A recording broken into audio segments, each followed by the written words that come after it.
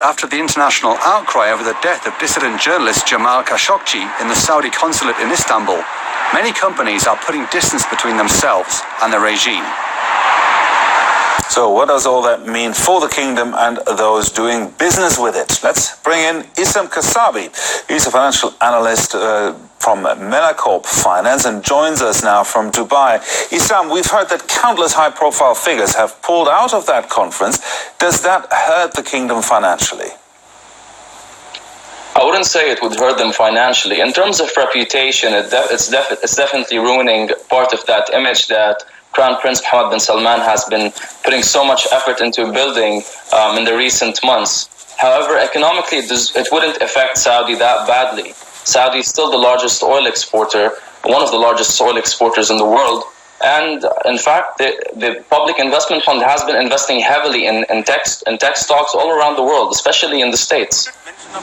So for the companies, for example, who have actually pulled out, do the Saudis watch that carefully? And do they have a long memory? Can these companies expect, when all this is blown over, this whole scandal, can they expect to have more trouble doing business with Saudi Arabia? And of course, we do not expect the government to hold grudges against corporates, but also showing some faith in the Saudi government and its judgment would be a positive thing for certain companies to do. It's understandable that companies such as Siemens itself has been under a large scrutiny before the reluctant exit on the behalf of the CEO from the investment summit. However, in the long term, these deals are quite large and they serve a bigger purpose, and it's the vision of 2030. And I think this is the long-term goal that Saudi is not willing to give up, despite the current mishaps that are taking place right now. Definitely, certain companies who have decided on not going to or attending the investment summit will be punished in a certain way.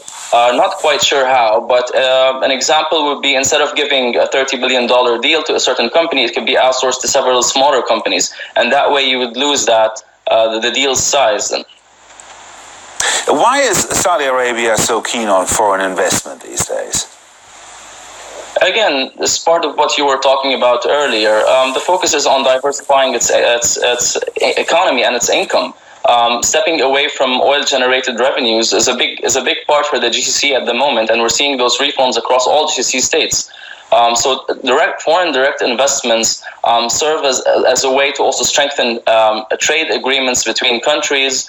It brings more exposure to certain products in the market, introduces new investment alternatives in the markets as well. So it's really a wide variety of options, and this is why Saudi is doing that.